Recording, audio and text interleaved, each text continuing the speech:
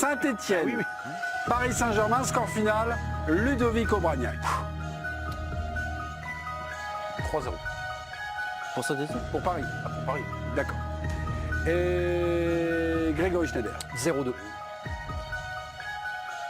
Eric Bilderman. 1-3. Ah.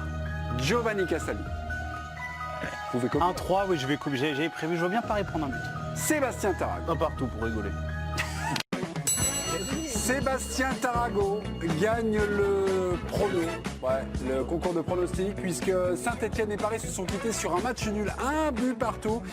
Sébastien, oui. on fera un exploit comme ça vaut 4 points, mon cher. Le pour rigoler, Ouais, c'est qu'il a rigoler, fait pas pareil. c'est pas très... Je suis d'accord. Je l'ai dit tout à l'heure auprès de mes petits camarades. Certains sont même des amis, certains.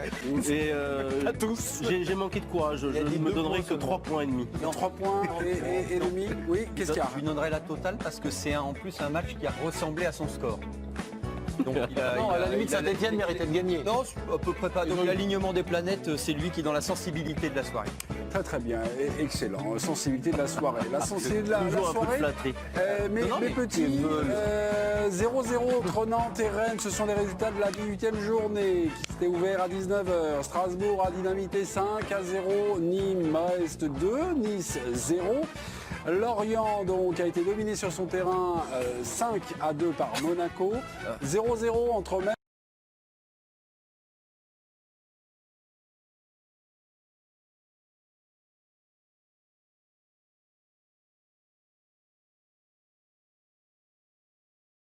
Paris Saint-Germain. Lille-Angers, victoire du SCO d'Angers. La Juve de l'Ouest s'impose de l'os, 2-1. Enfin, Lyon a eu chaud. Lyon menait 3-0, mais Lyon est premier ce soir, 3-2. Premier, on parle de classement avec France Piron. France, bonsoir. Bonsoir, mais est-ce que vous voulez voir les images avant qu'on parle de classement peut-être? J'aurais aimé le classement, mais si vous voulez C'est faire les images. l'ordre que vous voulez, connexion avec la tablette, on y va. Lyon qui reste leader, vous l'avez dit, malgré cette courte défaite, cette courte victoire, ça reste une victoire quand même. Lyon leader avec 3 petits points d'avance sur le Paris Saint-Germain, ex-aequo avec le LOSC. Derrière Rennes, Marseille, Monaco. On a Angers qui est 7e. Montpellier 9e. On descend un tout petit peu pour vous montrer la suite du classement. Brest qui gagne une petite place. Bordeaux qui gagne une petite place. Et puis dans la zone rouge, on retrouve Dijon, Lorient et Nîmes. Nantes par Raymond Domenech est toujours 17e. Voilà, petit point comme ça sur la journée. Est-ce que vous l'avez en plus petit, le classement? On l'a pas en plus petit. On fait Eric comme on peut. Voilà, c'est le classement qui est en direct. L'émission vient de commencer. Vous êtes arrivé en plus en retard sur le buzzer du générique. Vous méritez peut-être le carton rouge.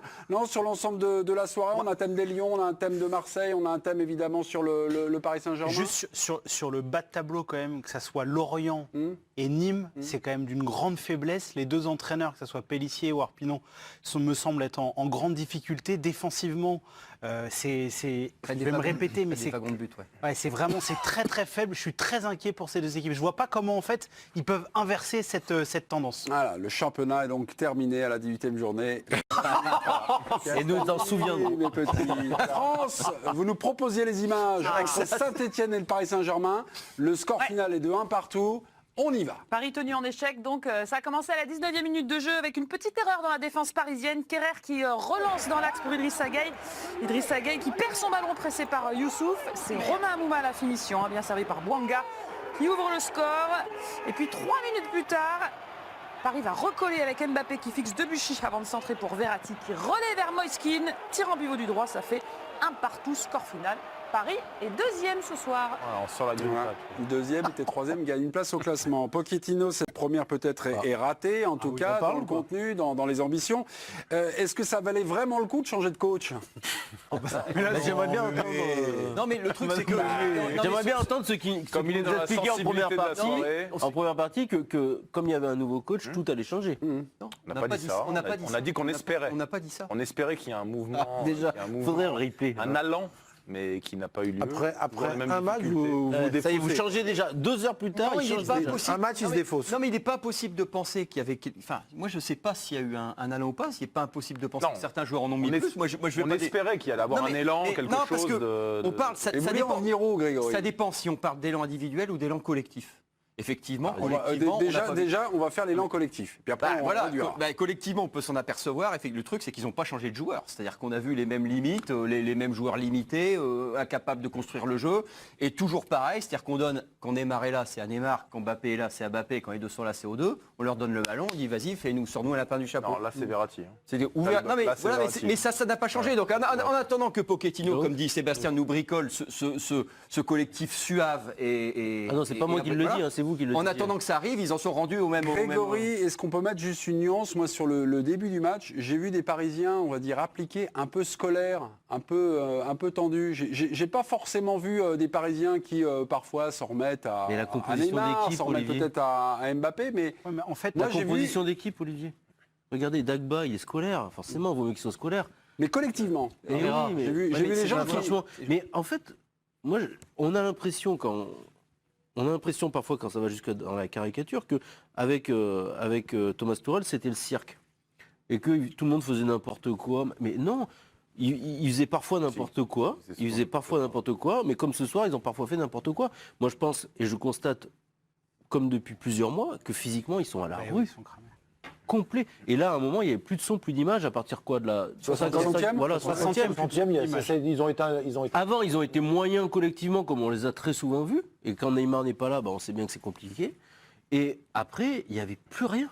Et Mais c'est ça qui est inquiétant. Disons que ce soir, je trouve qu'on n'a rien appris, à savoir que quand Marco Verratti est là, et ben évidemment, il met de la lumière dans le jeu du Paris Saint-Germain. Il était là. Oui, mais voilà, il était là, mais c'est lui qui a un petit peu tiré son épingle du jeu, et que comme Seb a dit, c'est une équipe qui a beaucoup de carences collectives et surtout des carences physiques, et c'est ça qui est inquiétant. Il y a des erreurs défensives encore, et on le voit. Kerrer qui n'a pas fait un bon match, Dagba qui n'a pas fait un bon match. Donc en fait, c'est un Paris Saint-Germain comme on pouvait s'y attendre, qui nous montre, qui est fidèle à ce qu'il nous montre depuis plusieurs semaines. Pardon, mais il y avait dans le duel qui a opposé Eric Bilderman, qui attendait pas grand-chose de la patte ou d'un effet Pochettino, l'un des arguments quand même de Grégory Schneider, un argument qui pouvait être audible, c'était de se dire, il y a un nouveau maître d'école, voilà, il y a un nouveau prof, un nouveau cadre sup, un nouveau patron, Non, mais- et ça va un peu réagir. J'ai pas vu des. C'est toujours un peu pareil, c'est-à-dire que mais il n'a pas tort non plus, Seb. Est-ce que vous avez vu ça ce soir? J'ai eu l'impression qu'au début, ils étaient dans un truc appliqué où ils essayaient de presser haut, où ils essayaient un peu de varier, où Verratti, par exemple, s'ingéniait à être devant ces deux autres milieux. Et à un moment donné, le truc est revenu un peu c'est revenu un peu comme ça. Par contre, je voulais dire un truc, c'est qu'on a parlé, au bout de 60 minutes, c'était plus de son, plus d'image. Et j'ai été ici avant les vacances sur 2 matchs du Paris Saint-Germain. Et à chaque fois, c'était entre la 55e et la 60e. Que effectivement, on avait contre Monaco, par exemple. Tu veux dire que du coup, ça progresse? Mais non, c'est-à-dire qu'ils en sont rendus aux mêmes limites. Alors pour moi, c'est les joueurs aussi. Pour vous, c'est le physique. Pour vous, mais tu peux toujours changer Pochettino, tu peux toujours changer ce que tu as envie. Ben oui. Si tu as les mêmes contraintes, ça ne bougera pas. Non, mais ça, après, Pochettino, pour être clair, et moi c'est pour ça que j'étais pas d'accord avec vous, en 3 jours, il va pas changer la dimension athlétique d'une équipe. Oui. Ça va de soi. Mais ni même en Donc, 2 semaines, Seb. Mais ni même en 2 Même semaines. le traqué athlétique. Mais moi, je trouvais votre raisonnement un peu... J'étais pas d'accord avec votre raisonnement, disons, parce que je n'ai jamais vu une équipe de Paris qui lâchait son entraîneur, par exemple. Jamais. Je n'ai jamais vu d'attitude fondamentalement coupable. Il y a des personnalités qui peuvent agacer et qui s'expriment sur le terrain, mais en revanche, j'ai jamais vu des joueurs qui abandonnaient. Et Dagba ce soir, il fait du Dagba, mais il aurait fait la même chose avec Tourelle ou avec n'importe quel entraîneur. Et c'est tout. Donc je ne vois pas comment on pouvait imaginer une patte. Après, physiquement, là c'est sûr, si jamais le nouvel entraîneur parvient à faire travailler cette équipe enfin, alors les choses peuvent changer. Mais on en revient à la question et après on va aller voir David Aiello qui nous attend du côté de Jean-Frédéric. Est-ce que ça valait donc vraiment le coup? Parce que finalement, vous me dites, on ne peut pas changer. Pochettino comme Tuchel fait avec ce qu'il a et avec... On peut pas, entre guillemets, poser cette question, est-ce que ça valait le coup de changer et répondre après un match, puisqu'il est impossible à l'issue d'un match de 3 séances d'entraînement de pouvoir changer quoi que ce soit physiquement. Quand tu as 7 des joueurs cadres de cette équipe qui ne sont pas là. Le professeur arrive, mais dans la classe, la moitié des élèves ne sont pas là. On est dans un brouillon total. Ce match n'a aucune signification ni positive ni négative sur ce qu'on comme nous l'a dit Grégory, sur ce qu'on est amené à penser. Je ne sais pas si c'était à l'antenne ou pendant le match, Tourelle aussi, il y avait des blessés. Oui. Donc, Non mais il y en a si eu. ça valait le coup de changer, attendez, Mais en l'occurrence, Pochettino, on peut rien dire. Absolument rien dire. Attendez, un chroniqueur répond à la Je question. suis pas totalement d'accord. Elle est riche d'enseignements cette soirée. Non mais Elle est riche d'enseignements sur plein de choses. S'il avait une réponse. Elle est riche d'enseignements sur ton niveau physique. Donc on vient de le noter. Qui était déjà le même Elle est avant. riche d'enseignements sur les joueurs, sur comment composer ton milieu de terrain. Gay, vous voyez bien que si en sentinelle à 3, c'est impossible de jouer avec. Mais on lui. le sait, impossible. ça, on le sait. Mais le nouvel entraîneur, il le sait peut-être pas. Ouais. Donc lui arrive, Non, il c'est a besoin de chaud, voir hein. au milieu de terrain, il se dit à 3, Gay, sentinelle, c'est pas possible. Verratti, tu te dis, bon, ce garçon-là, il doit être à la manœuvre. Mais il a la capacité quand même, on l'a vu sur le but, à un moment donné, ce garçon, il doit faire plus offensivement. Il doit, à un moment...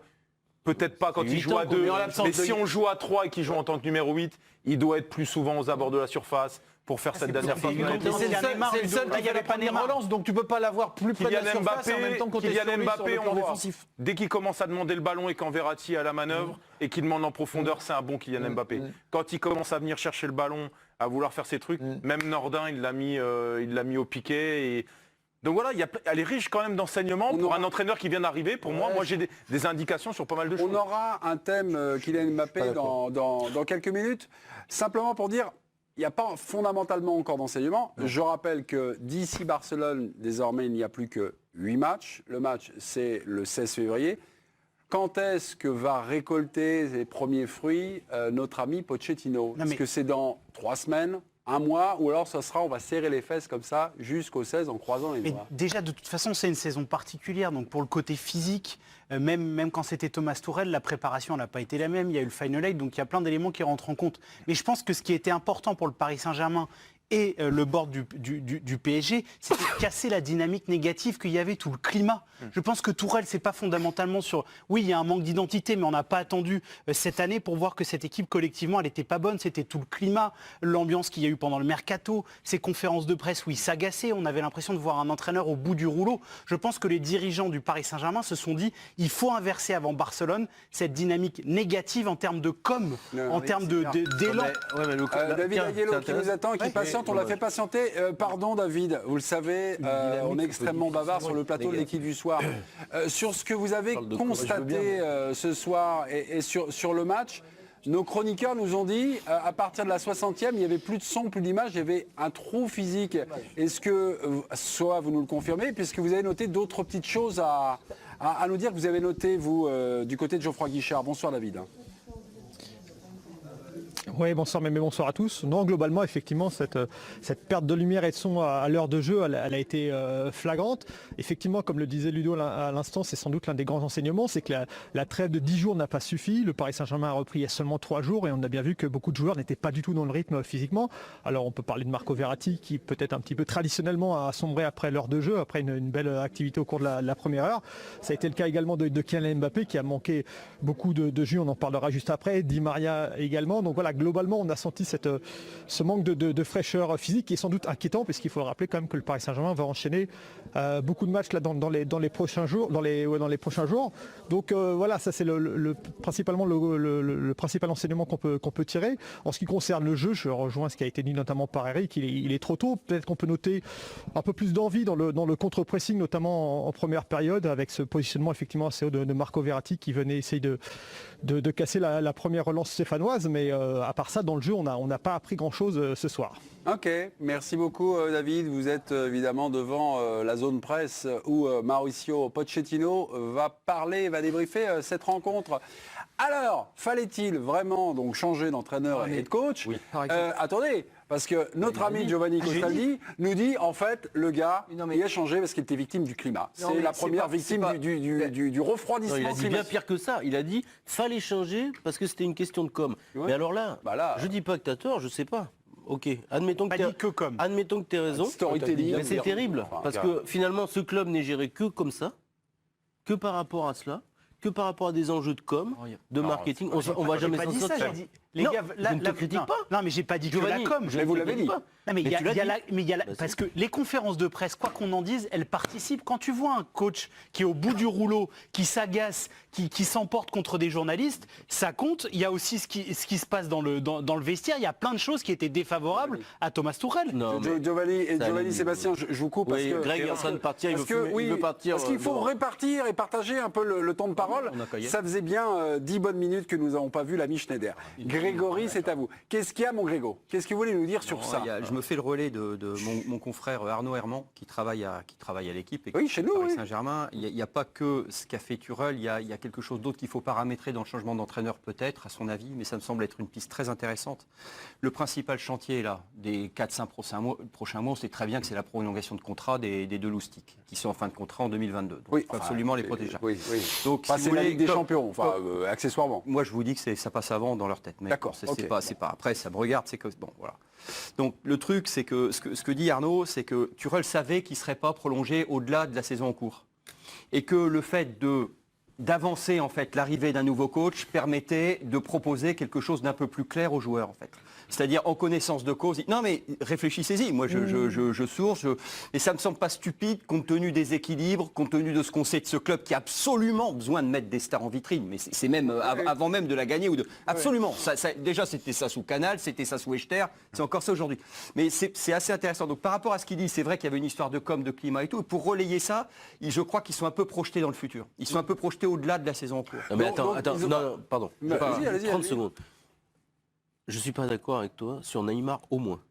C'est-à-dire que Neymar, selon toutes les informations qui sont ressorties du vestiaire, était malheureux que l'entraîneur change. Oui, mais il savait qu'il allait partir. Mais non, j'ai pas mais- dit- oui, bien sûr. Donc on ne peut pas m'expliquer que le fait que Thomas Tuchel s'en aille va permettre à Neymar, encourager Neymar à prolonger. Mais c'est pas ce que j'ai dit. Mais C'est pas du c'est tout. un peu quand même ce que Non, tu c'est pas du sous-entends. tout ce que j'ai dit. Bah, un petit peu quand même. Non, c'est pas Et du si tout. ça se trouve, Pochettino Non. arrive. Bah, c'est ce que attends, j'ai compris aussi. Hein. et si- alors non, peut-être qu'on comprend mal, mais franchement, on est Ah, deux non, à mais mal on n'est pas, comprendre. on n'est pas On est- L'émission elle va jusqu'à minuit et demi, peut-être On est, tu commencer. sais, il n'est pas, il n'est pas- mais c'est le. Attends, il est Mais non, mais- jusqu'à minuit et demi. on a Il le n'est pas temps. exclu qu'on finisse par se comprendre. Voilà. Mais en tout cas, nous on a compris ça et en partie. Et si ça se trouve, mais admettons, je comprends ce que tu veux dire. Non, bah, c'est- Pochettino, non, on comprend pas. mais en tout cas, quand tu changes, tu prends le risque que le nouvel entraîneur, en l'occurrence Mauricio Pochettino, c'est vrai.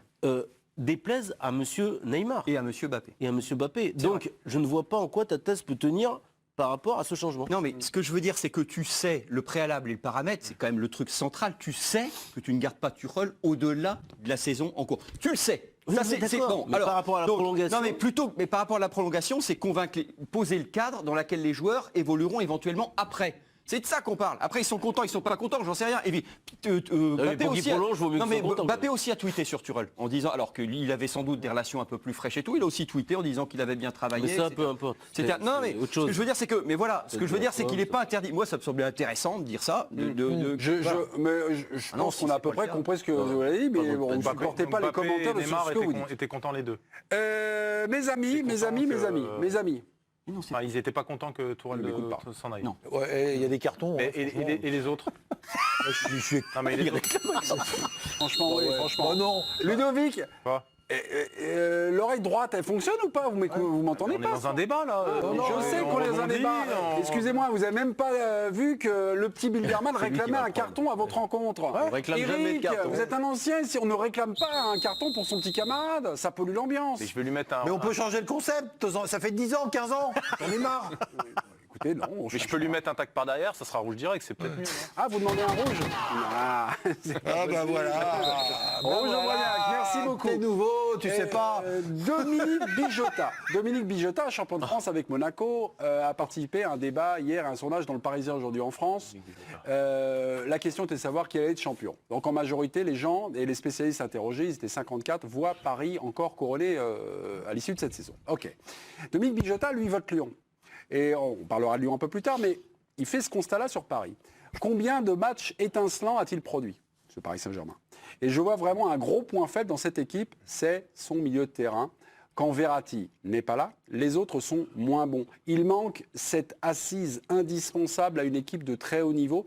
Et je ne sais pas si le seul changement d'entraîneur suffira à régler tous les problèmes. Dominique Bijota nous renvoie un peu à notre question. Il aime bien les côtés, Dominique Bijota, parce qu'il parle du milieu de terrain, mais il aime bien les côtés, il aime bien Dagba, il aime bien Becker, il aime bien ce qui se passe sur les côtés au PSG. Il nous parle d'assises, là. Bah, parce qu'il ne peut Non, pas mais parler il du nous milieu de terrain, mais il non, peut aussi parler un peu mais des si, côtés. mais il a raison de dire qu'il veut nous parler de l'assise. Si tu as Florenzi, Diallo, bon an, mal an. Non, excusez-moi, je pense que vous êtes juste, vous êtes en prison. Moi, je demande rien, mais Non, mais j'ai rien demandé. Merci beaucoup. Ben oui, vous étiez en train de rien demander. Je ne sais pas pourquoi vous le demandez d'ailleurs. C'est pas viable ce que dit Dominique Bijota, parce que l'an passé, ils sont champions de France et ils ont quasiment la même équipe. Donc pour la Ligue 1, le fait de ne pas avoir un milieu ultra dominant, de manquer de cette assise, je pense que le Paris Saint-Germain a quand même largement la marge. Et là, je me range sur la vie. Comment ? Peut-être pas cette année. Peut-être pas cette année, mais pour moi, le principal défaut du Paris Saint-Germain en Ligue 1, c'est physique. Et ça se voit. À partir de la 60e, par moment, il n'y a plus de son, plus d'image. Pour moi, en Ligue 1, il y a encore trop de marge pour le Paris Oui, mais en Saint-Germain. même temps, ce que tu dis, si le problème est physique, sur la première sortie partie, de balle où tu ça ne prends le dérange but, pas que j'ai la parole. C'est pas vrai. C'est pas vrai. C'est quand tu veux. Hein. Mais t'es de côté, Non, Eric. Là. T'es un jeu de côté, là. On est jeu de côté. Oui, je sais bien. Ben oui, Vous êtes le Dagba de l'équipe du soir. Bon, ça va, toi. Bah, vous êtes titulaire ce soir. Ça, Alors Eh bah oui, bah, ça va, Dagba, c'est Dagba, mais t'es malade. Bah, toi, le mec, il prend Ah non, se mais prend pour là, Roberto Carlos. Bon, allez-y. Vas-y, continuez. Eric, on Vous étiez en train Non, d'apostropher le jeune Castaldi. Dagba sort à la 60e minute. Ok, Voilà. très bien. Je vous ai coupé tout à l'heure. Vous vouliez dire quelque chose sur Dominique Bijota, sur le propos Vous vouliez... Une horreur. On fait tous le même constat. Le problème, il est au milieu de terrain. On le voit bien encore ce soir. Quand Verratti, moi, je peux comprendre que Verratti n'est pas un énorme volume de jeu, pas un gros moteur. Mais quand tu vois ce qu'il est, quand on le met trop haut, quand on le met plus haut, ça a tenu pendant un petit moment. Puis après, il a été obligé de redescendre parce que les ballons ne ressortaient plus, les ballons n'arrivaient plus. Donc il a dû être et devant et derrière. Ouais. C'est pas possible. Mais quid des deux qui devaient jouer à ce poste-là, Herrera, Gay Ouais. Il est là. Le but que tu prends, ça se passe comment Eh ben, c'est pour ça qu'il mettait Marquinhos. donc le problème- C'est pour ça qu'il mettait Marquinhos. Oh, arrête. On en a oui, non, attendez, mais je veux dire, arrête avec mes ça. amis, s'il vous plaît, s'il vous plaît. France Piron, il y avait d'autres matchs ce soir en Europe avec une affiche en Serie A. Absolument, gros match. Milan-Juve. Ah, c'est à San Siro, match maintenu malgré les nombreux cas de Covid. Alors c'est la Juve qui a ouvert le score face au leader.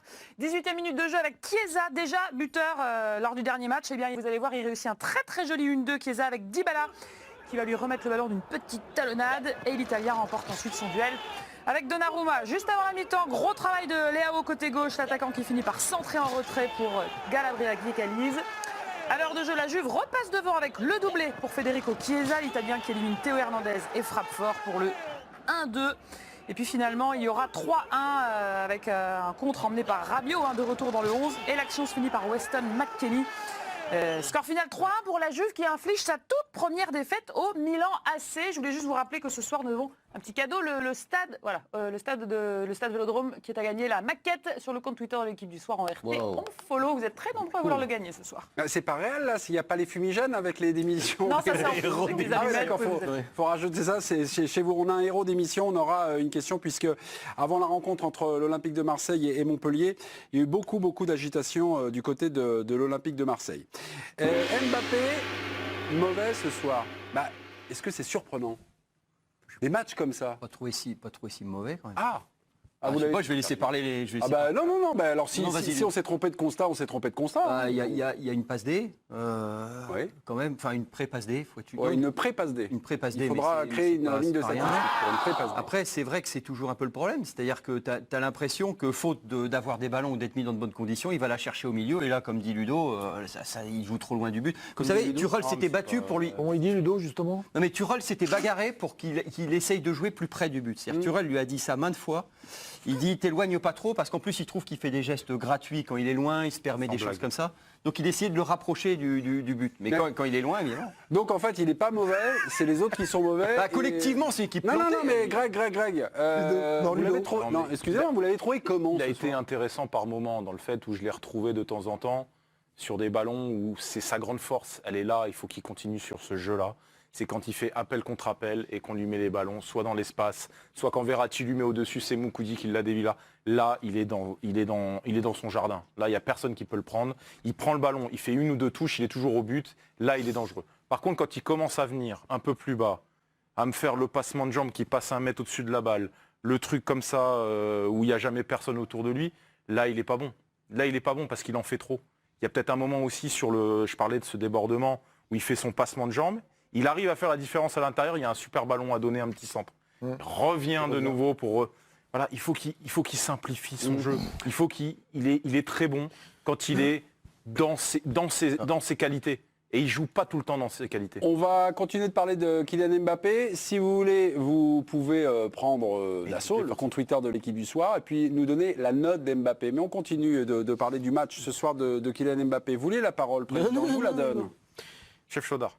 Je te trouvais plus percutant pendant le match, mais sur le cas Vas-y, Mbappé. raconte, je sais pas. Mais non, mais je suis d'accord avec ce que dit Ludovic, et il est agaçant par moments, on l'a dit, redit, etc.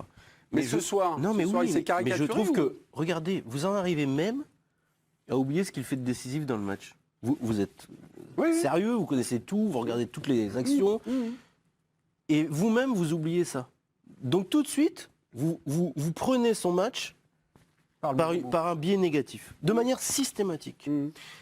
Et je pense que nous sommes nombreux à agir comme cela avec lui désormais. Je pense que le jour... Moi, je comprends qu'il envisage de partir.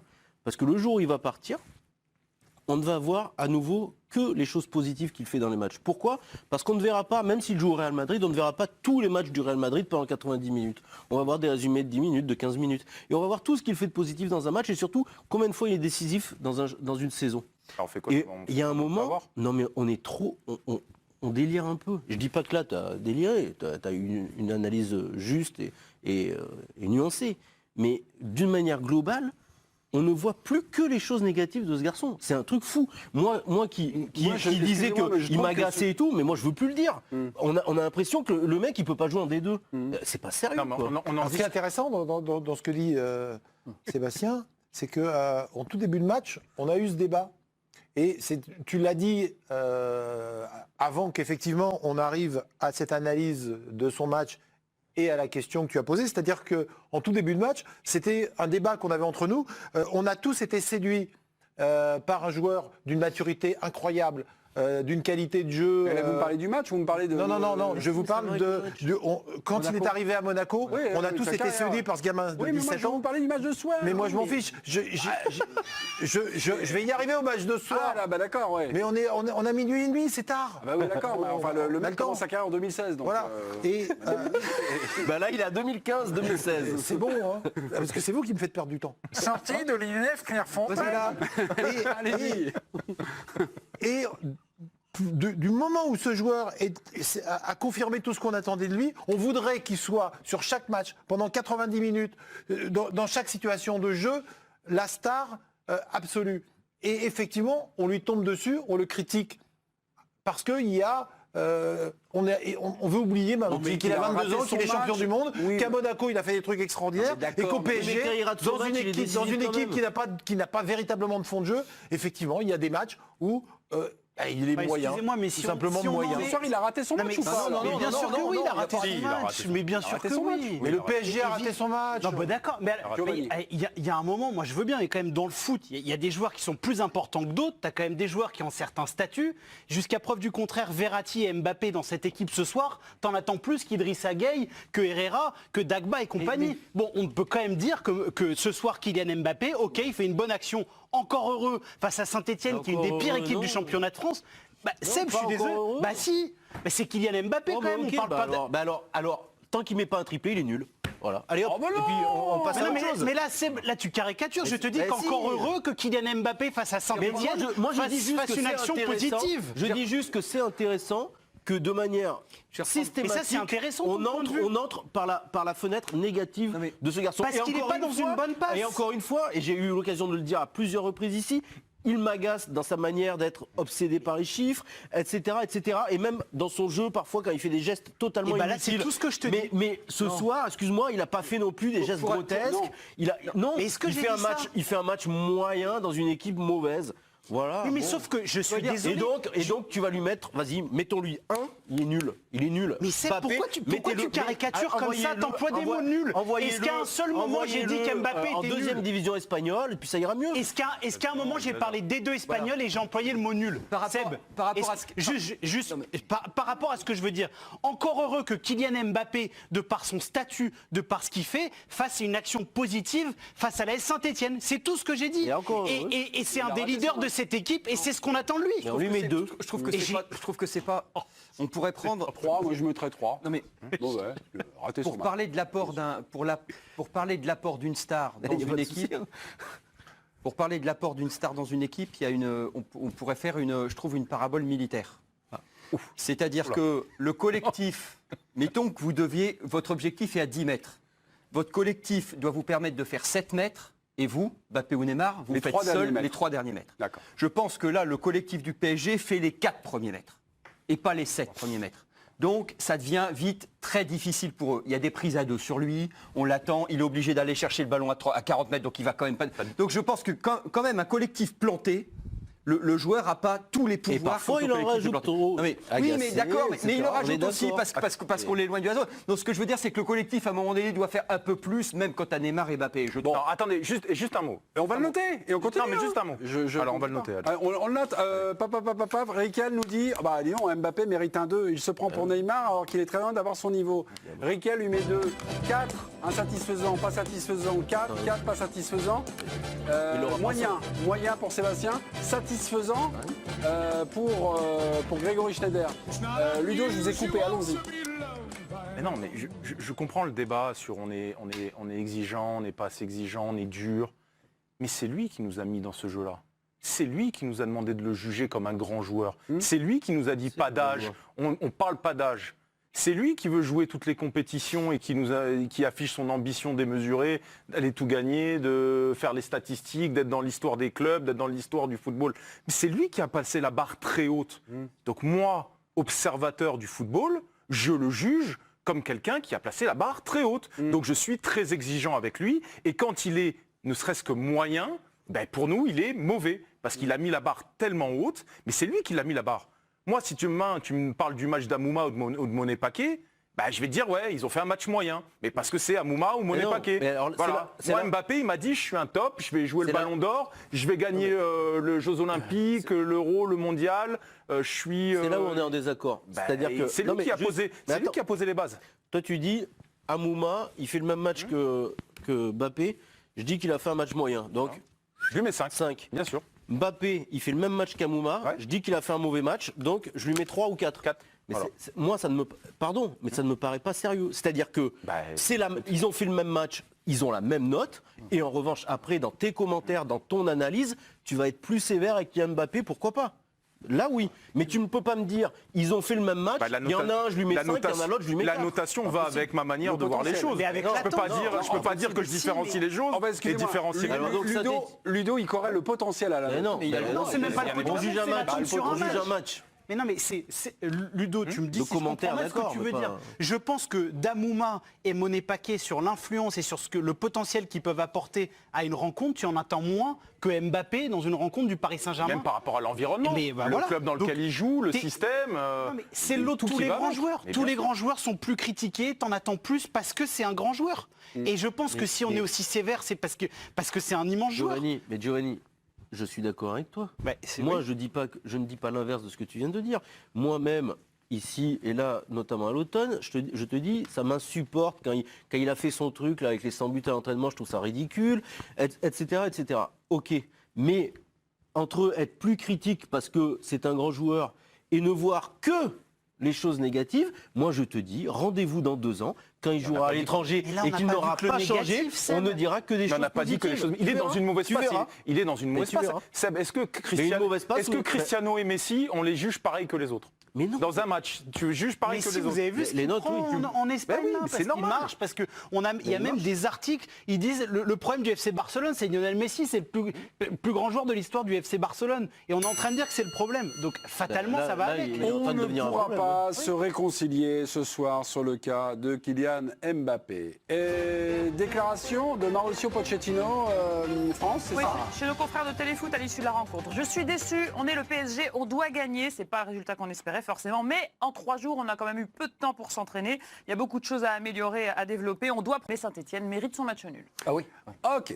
Et le but à présent de Romain Amouma à la 19e minute, donc le but qui permet d'égaliser et Saint-Etienne de marquer donc un point face au Paris Saint-Germain. On va le revoir, mais on va voir le jeu défensif du Paris Saint-Germain avec 2 Parisiens qui sont finalement dans l'œil du cyclone sur cette action.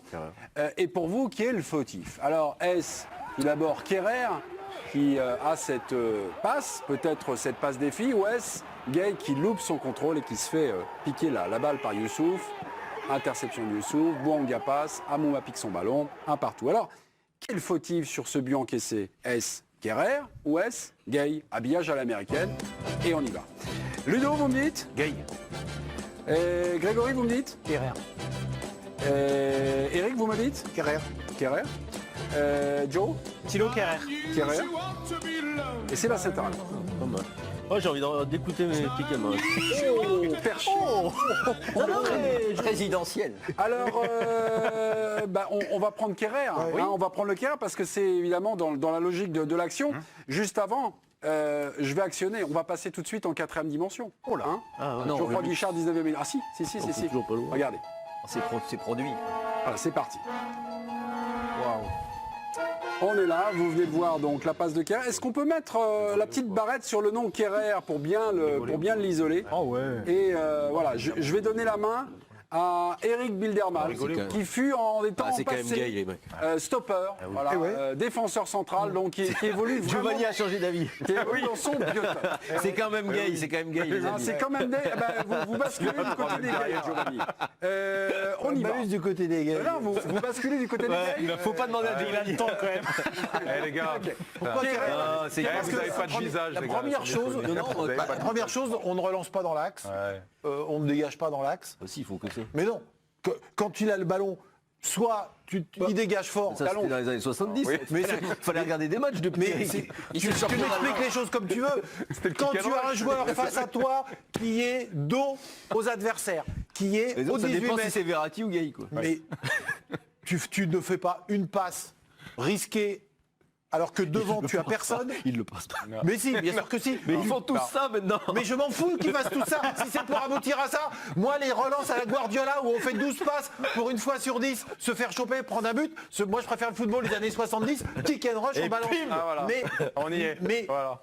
je ne comprends absolument pas, effectivement, qu'on puisse faire une passe aussi risquée à un joueur qui est dos au but, avec 2 adversaires qui sont devant, il a des yeux Kerrer, enfin. Sur la passe défi de Kerrer, c'est un mauvais choix de jeu pour Eric Bilderman. Absolument. La position de Giovanni est très intéressante, puisque vous étiez parti donc sur Kerrer. Finalement, vous avez rebasculé sur Gueye girouette. en La disant girouette. quoi? La girouette. L'honnêteté. La Vous avez girouette. dit quoi? Voilà. Quelle Non, mais personnalité. je Gueye pense- a le je- temps, c'est ça? Non mais Gay a le temps. Je pense que la principale erreur de Thilo Kerrer, c'est de faire la passe à Gay et de pas connaître son partenaire.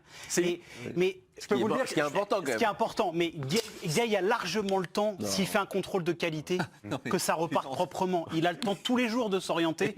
Et si c'est Marco Verratti, il n'y a jamais cette erreur-là. Ah bah oui, ça c'est sûr. Mais après, c'est son vous faites travail. marrer, vous faites marrer Grégory Schneider. Qu'est-ce qu'il y a? Il peut rien. Regardez l'action. Comme c'est une émission qui est luxueusement produite, regardez l'action. Qu'est-ce que vous voulez que Gay y fasse? Bah, finalement, ils sont venus sur toi, du coup. Non, mais qu'est-ce que Comme c'est bien produit, ils sont venus sur Qu'est-ce que vous toi. voulez qu'il fasse Il y a 3 mecs qui sont. Qui réussissent son contrôle. Non, mais même s'il réussit son contrôle, il est ficelé comme un rôti de porc. Il peut strictement. Il peut regarder au moment où. Qu'est-ce que vous On a voulez regardé. qu'il fasse? On a regardé. On va regarder bien. Au moment, Mais il peut rien faire. Il y a 3 mecs sur lui. au moment vrai. où Kerrer juste avant de recevoir le ballon, Kerrer, Regardez, la Gaï, Il a fait le quoi temps. Il a 3 mètres d'avance. Mais il a- écoutez-moi Grégory, au moment où... Louche par derrière. Ouais, louche par derrière, Non, petite au moment- sombrero. Et Non, écoutez-moi, au moment où Kerrer va recevoir le ballon, il y a déjà un regard avec Gueye. Il regarde. Ouais. Premier regard. Voilà. Il touche le ballon, deuxième regard, il la passe. Et là, vous allez voir que Gueye par rapport au pressing de Youssouf, au moment donc où Kerrer déclenche Voilà, sa là, passe, qu'est-ce que vous voulez qu'il fasse? Youssouf est à 6 mètres de lui. Non. Vous voulez la vie Youssouf est à 6 mètres de lui. Non, il est pas. Non, il y avait de la vie à 6 mètres. On va sur le truc. En plus, Kerrer, il a une J'ai solution à droite. j'ai regardé le nombre de foulées fait par Youssouf au moment de son Non, parce démarrage. que au la moment passe de l'interception. Kerrer est trop lente. Il fait 6 foulées. Non, parce que la passe de Kerrer. Il lui envoie un missile, tu rigoles. Mais regardez, mais comment? Alors expliquez-moi ce qu'il faut qu'il fasse. Alors, Il lui envoie une brique. C'est vrai. Il lui envoie une brique. Donc, il envoie une brique. Il envoie une brique. donc c'est point aussi pour Eric alors. Il lui envoie une brique. Mais cependant, cependant, c'est nuancé.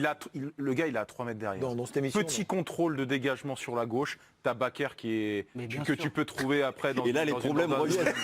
Voilà. Et après, les problèmes viendront peut-être aussi. Mais non, là, honnêtement, il a le temps de se faire un petit contrôle orienté pied gauche et de trouver une solution derrière. Il y a Bakker entre deux, soit par-dessus, soit sur une passe entre deux. Là, c'est à ce niveau-là, tu dois pouvoir te retourner quand tu es milieu de terrain défensif. Tu dois, quand le joueur est à 3 mètres derrière toi, tu dois être en capacité de pouvoir trouver la solution de te retourner. Ludovic avait un argument extrêmement rotor de Grégory Schneider qui disait quand tu es joueur, dans une équipe, tu dois connaître ton partenaire. Tu dois aussi connaître à la fois Non mais là il est dans le feu. ses Non mais là il est forces dans et le ses feu de limites. l'action. Kerrer, il a un ballon, il voit le mec devant lui, il se dit pas attends, putain c'est gay. Peut-être que je vais pas lui mettre parce que c'est vrai que si, non, les gars. Dans une équipe, dès qu'il y a un ballon Sur l'action, il est pressé. Si t'es dans un fauteuil, oui. Mais là, le mec, il vient lui coller, tu te dis pas, attends, Mais Gay, lui, il est là, je vais pas lui mettre. Voilà. Déjà, Gay, il est Normalement, il a 3 mètres d'avance sur l'autre. 3 mètres. Je te dis, c'est pas un ballon qui est très. 1 mètre. Après, franchement, il lui met une brique. Il lui met une brique, Il lui mais met il peut une réussir brique. son contrôle. Mais il doit quand même réussir S'il un oriente contrôle. le ballon sur la gauche, c'est Mais bien. après, c'est pour ça que Mais il peut pas orienter le ballon sur la gauche. sont partagées. Mais regardez bien alors, sûr, on il va peut revoir orienter. l'action. Regardez Mais les il deux peut orienter scénarios. le ballon sur la J'oriente gauche, gauche, il y a j'oriente. personne. Non mais je vais finir. Regardez les deux scénarios. J'oriente gauche, j'oriente faisait droite. Il est longtemps. serré. Il compacte à 3. Vous pouvez pas. Non mais il peut pas. Très franchement, gars, moi c'est pas une merveille technique, c'est sûr. Excusez-moi, donc la logique du jeu fait que, comme dans les années 70, proposition d'Eric Bilderman, on allonge. Bah oui.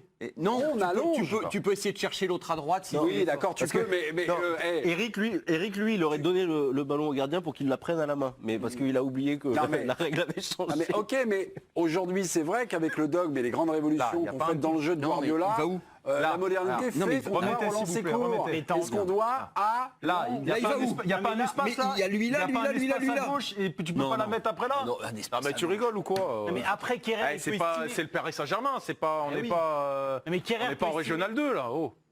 Mais c'est vrai aussi que Kerrer peut estimer qu'il est en contre la difficulté, qu'il régionale envoie une brique devant. C'est C'est sûr. Mais on lui le reprochera. Et on peut Le lui problème, dire- c'est que les entraîneurs aujourd'hui, ils considèrent que c'est un aveu de faiblesse parce que, allez, pour Non, mais parler c'est plus sérieusement, ils considèrent que c'est un Rendre aveu de le ballon. faiblesse de balancer le ballon loin Rendre le devant ballon. si tu es en difficulté. Donc les joueurs, ils l'ont intégré aussi. Kerrer, il se dit quoi? Oh là là, premier match de Pochettino. Je veux bien relancer. Si voilà, Absolument. mais Il m'a dit de relancer. on m'a dit de relancer, blablabla, je vais pas envoyer un pain devant. Et ben donc, ça joue évidemment sur l'attitude des joueurs, ça va de soi. Vous vous rappelez encore, j'ai été traumatisé par ce match l'année dernière, Marseille-Bordeaux. OM Bordeaux. Costil. Où Bordeaux était, non mais Bordeaux était nullissime, mais vraiment ils étaient en très très grande difficulté et ils continuaient à relancer de derrière alors qu'ils perdaient tous les ballons. Il y avait Nice aussi, il y a un la moment, Non mais ça devient, c'est voilà, vrai ça que devient ça devient caricatural. Mais il y a des moments. mais dans ce cas-là, Kerrer, il a peut-être 30% de responsabilité et quand même il doit faire mieux. Gay. mais Je ne rate son contrôle orienté Ben complètement. oui, complètement. Je pense que de temps en temps, il faut oublier, oui. il faut oublier ces Ça consignes. serait bien de temps en temps. J'ai eu l'impression, pour aller dans le sens, que Saint-Etienne le savait. C'est-à-dire, je trouve qu'ils ont quand même compacté très vite. Je me demande s'il n'y a pas eu un petit coup de vidéo, il a dit les mecs ils vont ressortir. Non mais regardez la vitesse avec la... et puis c'est relativement coordonné, à droite, à gauche dans l'axe. Mais Excusez-moi, ils travaillent les matchs de temps en temps. Pardon, les mais mecs, on ouais. tombe pas de l'arbre. Les équipes de Claude Puel, dès la récup, c'est des équipes qui sont quand même très ça dynamiques. travaille. Surtout quand, Très dynamique. surtout quand ils savent que tu fais comme ça. Enfin, c'est un peu l'impression que j'ai eue. Après, Ok. faut lui demander. Mauricio Pochettino est actuellement en conférence de presse. Nous l'écoutons attentivement, nous le traduisons, voilà, pour évidemment un meilleur confort d'écoute et une plus grande clarté de son propos. Lyon, champion, c'est pas. On va aller voir France Piron pour les images. Ce soir, Lyon s'est imposé 3-2 contre le Promu Lensois. Ils se sont fait peur, mais ils s'accrochent quand même à leur première place, les Lyonnais. Alors, il faut attendre la 39e minute pour le premier but lyonnais. Paqueta qui passe vers Kadewere. L'attaquant détourne une belle talonnade dans la course de Depay. Un grand Memphis Depay qui ouvre le score. Au retour des vestiaires, Lyon double la mise après le contre son camp du défenseur lensois Fortes, ça fait 2-0. 52e pénalty pour Lyon, le Néerlandais qui signe le doublé. 10e but de la saison, ça fait 3-0. Puis finalement 3-1 avec le but du lensois Sotoka qui crochette 2 fois sur sa droite avant cette jolie frappe.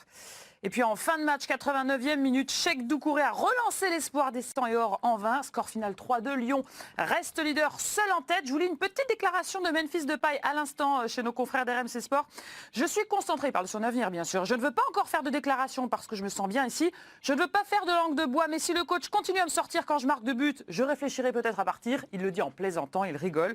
Je l'ai déjà dit, je suis heureux ici. On a une grande équipe, j'aime beaucoup le président. On verra ce qui se passera. Continuons et profitons de ma présence pour l'instant et peut-être jusqu'à la fin de la saison. Vous êtes sûr qu'il faisait de l'humour?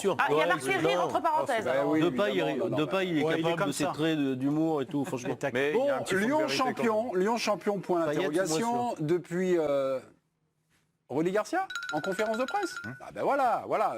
Faites-moi des phrases en régie. Voilà, on dit Rudy Garcia est en direct, nous allons le prendre tout de suite, on y va. Oui, évidemment, parce que je pense qu'on n'avait pas grand-chose à gagner à part 3 points sur ce match-là. Comme on était à domicile, qu'on était premier, tout le monde nous voyait gagner sans problème, sauf que moi je craignais vraiment ce match-là. Ça avait tout d'un match piège, ne serait-ce que parce qu'on l'a vu en deuxième période. C'est difficile d'être à 100% pour les joueurs. Il y en a qui ont voyagé, qui ont eu du décalage horaire. Je pense à Lucas Paqueta qui a été éblouissant pendant 1 heure et puis après qui a souffert physiquement. Et puis je pense qu'on n'est pas le seul terrain où ça a dû pêcher un peu physiquement, puisque si on fait une excellente opération mathématique ce soir, c'est aussi parce que les autres ont lâché des points, parfois chez eux, sur leur terrain. Et ça veut dire que physiquement, ils ne devaient pas être non plus au top. Donc il n'y a qu'une chose à retenir, c'est qu'on a gagné ce match-là et qu'on continue notre bonne série. Et je félicite les joueurs pour ça. Voilà. Bonsoir Rudy, à quoi est-ce que vous attribuez cette grosse dernière demi-heure qui a été possible? Est-ce qu'il y a d'autres raisons que celles qui sont physiques que vous avez évoquées sur la première réponse? Et l'autre question, pourquoi est-ce que vous avez décidé de changer de système en fin de match? Vous avez pris un but pour la suite de ça? Oui, on avait déjà pris un but à la 55e. Quand on prend 2 lucarnes, on peut juste applaudir aussi l'adversaire, même si je pense que sur le premier, on est un peu naïf et on fait preuve d'une erreur de jeunesse sur le fait de ne pas fermer le bon pied du joueur qui est face à soi. C'est pour ça que j'encourage beaucoup mes joueurs à connaître leur adversaire direct. Quand je vous dis que c'est un match piège, c'est aussi parce que Lens a des atouts, et notamment un atout qui est de ne jamais lâcher. Et ils l'ont démontré. Donc voilà, si on m'avait dit que je gagnerais 3-2 ce match-là avant le match, j'aurais signé des 2 mains, surtout pour avoir vu mon équipe jouer comme elle a joué pendant 1 heure, avec du mouvement, avec du jeu en 1 touche. Il y avait 4 absents, mais ça s'est pas vu, donc c'est vraiment une soirée très très positive pour nous. Voilà, l'Olympique Lyonnais ce soir. Est-ce qu'on peut regarder le classement? On conforte sa place de leader, donc un strapontin de leader obtenu donc lors de la 17e journée en décembre dernier. Ce soir, Lyon fait une bonne opération puisque Lille s'est pris un gadin donc à Angers 2-1 avec un doublé de Romain Thomas. Terrible. Vous voyez qu'il y a un écart maintenant pas encore le break, mais 3 points d'écart entre donc le Paris Saint-Germain, Lille, qui sont évidemment ses poursuivants. Lyon champion, est-ce que c'est un scénario crédible? On en parle juste après la pause. A tout de suite. Mes amis, l'équipe du soir reprend. On va parler de Lyon. On n'a pas encore parlé de Marseille. Et on va parler de Marseille. On n'a pas parlé encore du match nul du Nantes de Raymond Domenech. On fera un survol également de toutes les rencontres du soir. Amis supporters, plein d'images à vous montrer. Et évidemment, l'essentiel de cette 18e journée, on aura un mot pour chaque club. Je ne sais pas si ce sera un mot aimable, mais en tout cas, on aura un mot pour chaque club. Et on est ensemble jusqu'à 00h30 passé ce soir, en compagnie de Ludovico Bragna, Grégory Schneider, Eric Bilderman, Giovanni Castaldi, le patron ce soir. C'est Sébastien Tarago. Lyon ce soir, Lyon n'est pas encore champion, mais Lyon conforte sa position de leader. On est à la 18e journée, donc Lyon champion à la fin de la saison. Est-ce que c'est un scénario crédible? Crédible, oui. Après, Probable, non. Probable, non, voilà. Non, mais Paris, c'est crédible. Marseille, c'est crédible. Lille, c'est crédible. On ne peut pas, à ce stade, vous n'allez pas m'en écarter. Après, mais Lyon, ça me paraît quand même au-dessus des autres que tu as cités, à part Paris, bien sûr. Je suis d'accord sur Lille, je suis moins d'accord sur Marseille. sur la crédibilité de Marseille Ouais. pour aller au bout et être champion. Il y a un truc. Dans cette équipe, il y a un truc. Alors, on va parler de Marseille après, je ne veux pas couper le conducteur, mais je trouve qu'il y a quelque chose. Marseille, ça sera après. Voilà. On va aller voir Bertrand Latour. Je pense que la conférence de presse de Rudy Garcia est terminée. On a nos moyens de direct. Bertrand, vous avez également assisté au match. Ce soir, donc comptablement, Lyon fait un écart, donc désormais 3 points d'écart avec le Paris Saint-Germain et le LOSC. Est-ce que vous trouvez que Lyon ferait un champion crédible ce soir ? Bonsoir Olivier, bonsoir à tous. Oui, moi je pense que c'est un champion crédible. D'ailleurs, on n'est pas en tête à ce point du championnat par hasard. C'est pas le match le plus abouti des Lyonnais, loin de là. Ils ont mené assez rapidement 3-0 parce qu'il y avait 3-0 à la 52e. Ensuite, il y avait vraiment eu un relâchement de la part des Lyonnais et avec un peu de chance comme l'ont eu les Brestois la dernière fois qu'ils sont venus à Lyon, ça aurait même plus que faire un match nul, mais ça c'est pas le cas. Ce soir, Lyon a réussi à conserver ce score-là et il y avait quelques absents à Lyon. Lens est une bonne équipe, Rudy Garcia a insisté là-dessus et pour le coup, je pense qu'il a raison parce que c'était d'ailleurs unanimement partagé par les gens qui étaient au stade, les journalistes en l'occurrence. Lens vraiment a de bons joueurs, se crée des occasions. Ils ont déjà battu beaucoup de gros, ils avaient perdu 4-0 contre Lille, mais sinon ils ont gagné beaucoup de matchs importants. Donc c'est une victoire positive. C'est d'ailleurs ce qu'a dit Rudy Garcia. Ne cherchez pas à me faire dire des choses négatives ce soir. Pour moi, tout est positif parce que vous l'avez vu, les autres équipes, qui bataillent pour le titre, ont perdu des points et eux ce soir en ont 3 de plus. C'est un scénario souvent évoqué par Rudy Garcia en cas de peut-être d'éventualité de titre pour l'Olympique Lyonnais. Faut rester au contact avec Paris, genre faut pas les réveiller. Et puis si finalement il y a un petit gamin de Paris, on sera là peut-être pour en profiter. Rudy Garcia, on l'a écouté tout à l'heure, il a qualifié ce match de match piège. Est-ce que finalement avant Lyon tombait dans le piège, aujourd'hui il ne tombe pas dans ce piège? Est-ce que déjà vous êtes d'accord avec l'idée du match? Oui, mais déjà Mémé, si on prend l'an passé, l'équipe lyonnaise en termes de classement, tous les matchs qu'elle ne gagnait pas l'an passé, et là je parle même avec la manière face aux plus petites équipes, je pense à Metz, tous ces matchs-là, ils le font, et avec la manière. Ce qui est sûr quand vous dites champion crédible, en tout cas c'est l'équipe qui actuellement est même devant Lille, depuis la fin du mercato estival, me donne le plus de satisfaction. C'est la plus belle équipe de France, c'est la plus aboutie. Collectivement, on a l'impression que c'est vraiment c'est très cohérent. Là, ce soir, Rudy Garcia, il est juste pas content sur Diomandé, sur le but. Il a dit, voilà, c'est une erreur de jeunesse. Il n'a pas assez préparé parce que Sotoka rentrait sur son pied droit. Mais voilà, c'est une équipe qui, collectivement... Il a juste mis un petit peu à l'amende en disant, on vous donne des... Genre, on a compris, on vous donne des vidéos pour analyser finalement l'adversaire que vous allez charger, vous allez marquer. À vous un petit peu d'être un peu plus rigoureux dans votre préparation. C'est vraiment la plus belle équipe de France. Et c'était pas gagné parce qu'avec Lyon, il manquait la manière. Et là, maintenant, on a la manière. Le président demande la parole. Dans cette saison-là, en plus, je suis désolé de revenir sur le calendrier, mais l'Olympique Lyonnais n'ayant pas de Coupe d'Europe, je pense que ça pèse de manière considérable. C'est vrai. Considérable. Il y a quand même, alors j'ai pas toutes les statistiques, mais il y a quand même moins de blessures. Ils ont quand même globalement un effectif à chaque fois très dense. Pour composer le 11, il a souvent le choix.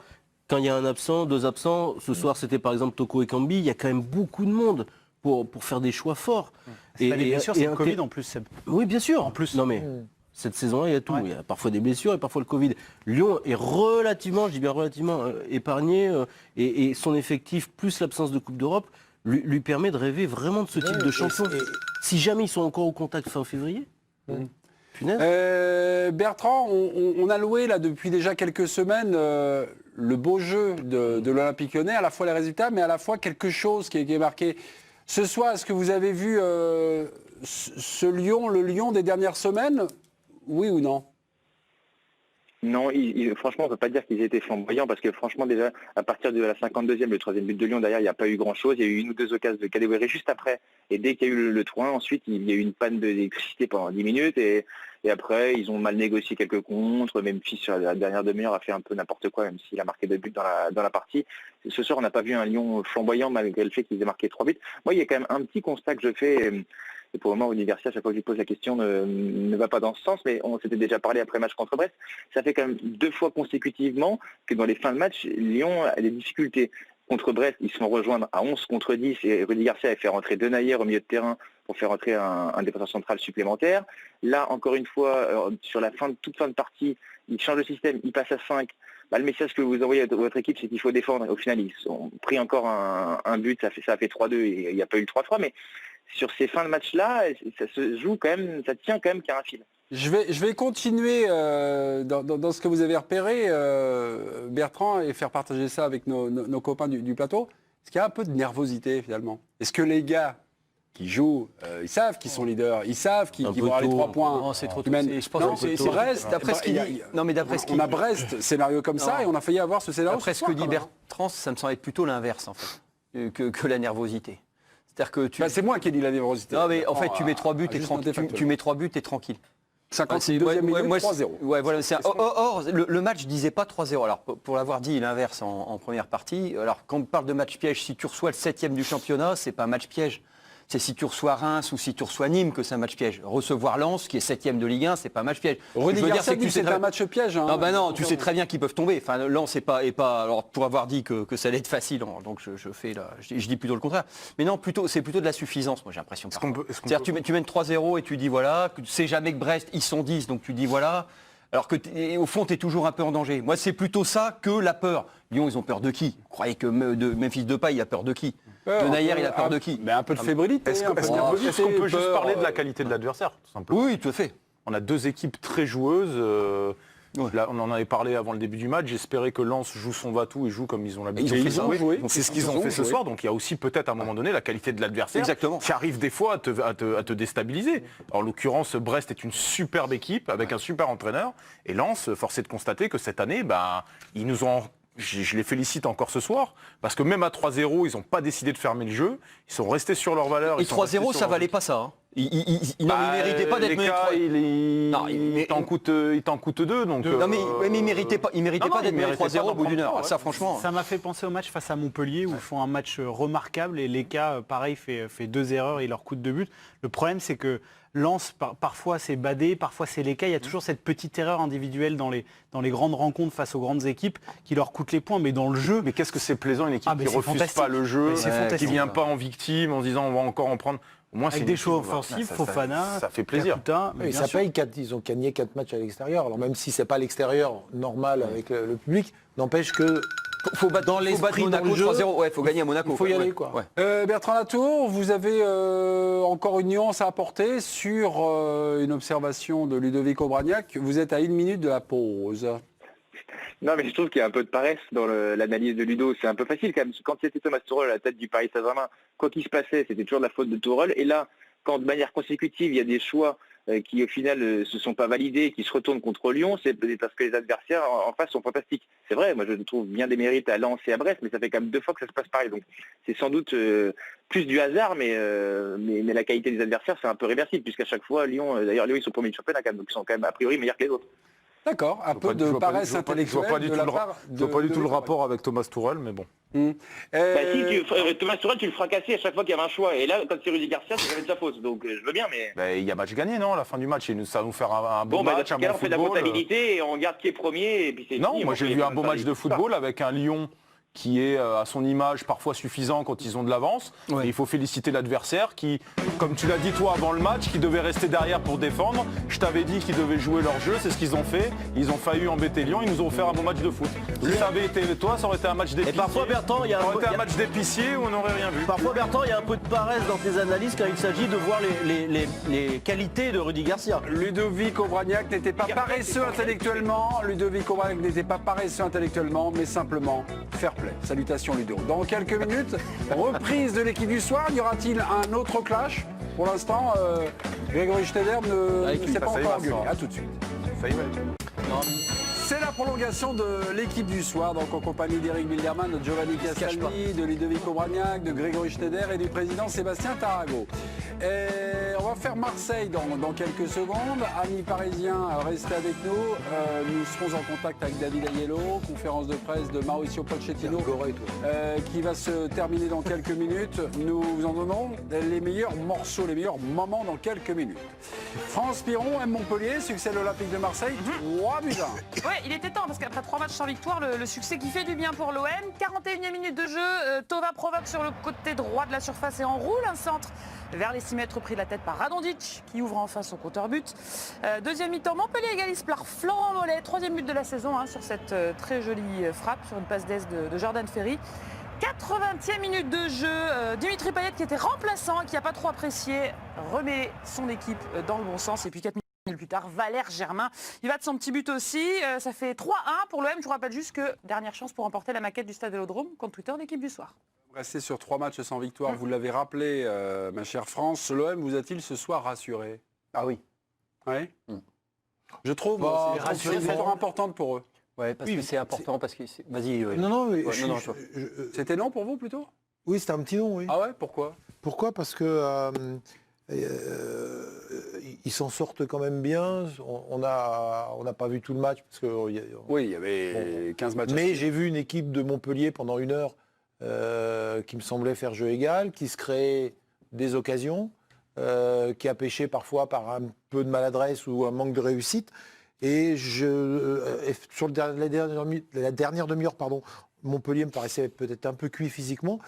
J'ai encore une fois trouvé qu'à l'arrivée, ce match-là aurait pu tourner moins bien pour Marseille. Donc ça ne me rassure pas totalement. Ouais, mais c'est un petit peu toujours la même histoire. C'est je trouve qu'ils ont un super esprit en fait. Pour aller chercher ces matchs-là, il faut un super esprit. Ils ont un super esprit. Et ça fait. Alors, c'est un peu moins bien que d'après ce que je peux savoir dans le vestiaire que la saison passée. Pourquoi? Qu'est-ce qui se passe? Cuisance, Thauvin, c'est pas toujours facile. C'est entre Cuisance et Thauvin? Non, c'est Cuisance et Thauvin qui n'étaient pas l'année dernière et qui sont là. Ouais. Cuisance, c'est un petit peu comme ça. Thauvin, bon, c'est Thauvin, mais l'un dans l'autre. Thauvin était bon ce soir. Il y a un esprit exceptionnel entre eux et je trouve que ça leur ressemblerait bien d'aller chercher un. Ça leur ressemblerait bien d'aller chercher un titre dans un bordel pareil, en fait. C'est avec les trucs avec Hérault, avec les huis clos, avec les... Non, mais, ils ont ce sens... C'est terrible pour le niveau. Non, mais Marseille a ce sens du je sais pas, du chaos ou de l'irrationnel. Franchement... Ce soir, il y a en plus quand même, on y reviendra sans doute plus tard, parce qu'on n'est pas encore certain de ce qui s'est passé, mais Dimitri Payet qui était remplaçant et donc entré en cours de match. Il marque le regard qu'il jette sur le banc. Non, mais surtout au-delà de ça, il fait le geste et il dit t'es un fou toi, t'es un fou toi. On suppose qu'il s'exprimait à l'adresse de son entraîneur André Villas-Boas. André Villas-Boas, j'ai eu Karine rapidement et botte en touche. On va aller la retrouver. Là. Mais on va y aller. Mais c'était très très tendu. Karine, alors on vous fait envoyer spécial au Vélodrome et spécialiste de la lecture labiale. Non, ça on l'a vu à la télévision. La pauvre, elle était trop loin. Non, mais pour revenir sur cet incident, sur le fait que Payet ait fêté le but, on va dire drôlement, peut-être AVB était visé puisqu'il a débuté le match sur le banc des remplaçants. Vous avez peut-être un complément d'information ce soir à nous apporter ou pas? Donc on a vu les images évidemment à la télé, on a vu également en direct ce qui s'était passé avec les ralentis. On a bien vu qu'effectivement Dimitri Payet avait fait le geste comme ça en direction du banc 2 fois et avait dit tu es un fou toi. Donc il y a une question qui a été posée à André Villas-Boas. Il a reconnu que son joueur n'était pas content d'avoir débuté sur le banc, ce qui est logique quand on est compétiteur et en plus quand on connaît le caractère de Dimitri Payet. Après il a éteint l'incendie, l'entraîneur portugais, et c'est logique, il a dit qu'il aidait Dimitri Payet à retrouver son niveau de l'an dernier, qui était le meilleur niveau que Payet avait connu à l'Olympique de Marseille. On a vu aussi Dimitri Payet à la fin du match rentrer directement au vestiaire, ne pas rester avec ses coéquipiers pour célébrer cette victoire. Mais ce soir, c'est un petit peu anecdotique parce que au final, c'est AVB le grand gagnant. Il y a en 11 de départ, il y a un joueur qui est Radonjic qui est titulaire à la place de Payet. Il est bon, il est buteur. Il y a des entrants, ils ont tous été déterminants. Il y a eu Strootman, il y a eu Germain, il y a eu Payet, il y a eu Kawi. Donc finalement, ce soir, c'est un épiphénomène. On sait que Dimitri Payet est parfois compliqué à gérer. Il était en colère, il a répondu en marquant. Il n'y a pas de souci, Marseille a gagné, c'est ça le plus important, je pense, ce soir. On va écouter André Villas-Boas qui a complimenté l'ensemble de ses joueurs, finalement, qui revient un petit peu dans cette communication apaisante par rapport à ses joueurs. Il est vrai que ce soir, l'OM a renoué avec la victoire. Écoutez-le. Bon, victoire importante, un match très bien joué, ouvert pour les deux équipes, beaucoup de chance d'une part à l'autre. Et oui, une très bonne victoire. Les mecs ont aussi fait la différence Ça, c'est très important pour nous, pour notre état d'esprit. Tous eux ont été décisifs, Kevin, Kawi, Valère, Payet.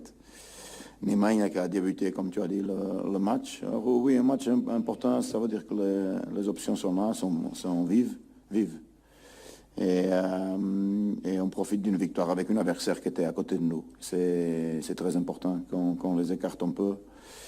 On a accroché un peu la distance à PSG et Lille, que perd des points ce soir. On va voir, on doit continuer à enchaîner des victoires. Je voudrais accrocher un peu plus la distance de ce que je peux pour avoir cette gap pour le premier, si on peut.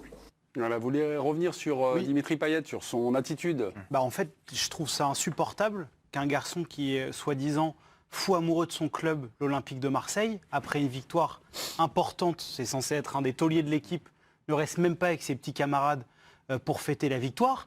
Et s'il a tant d'orgueil, et si c'est tant un champion que ça, pourquoi son coach est obligé de le mettre sur le banc pour qu'il soit décisif? Pourquoi il n'est pas régulier? Pourquoi il n'est pas toujours sérieux? Pourquoi il n'est pas toujours investi à 200%? Beaucoup de questions.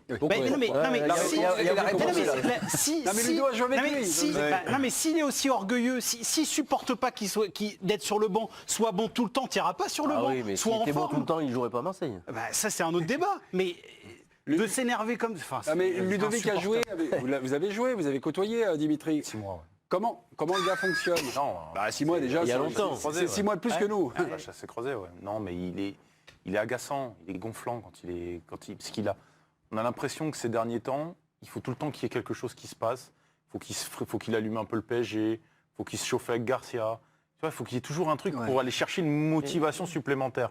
Comme si le fait de jouer à l'OM, avoir un challenge cette année, d'avoir un coach qui lui fait entièrement confiance, d'avoir le brassard, une prolongation, tout ça, c'était pas suffisant pour qu'il puisse donner le meilleur de lui-même. Mais c'est grave ce que tu dis, Ludo. Pardonne-moi, il y a des joueurs comme ça, Giovanni, il y a des joueurs comme ça.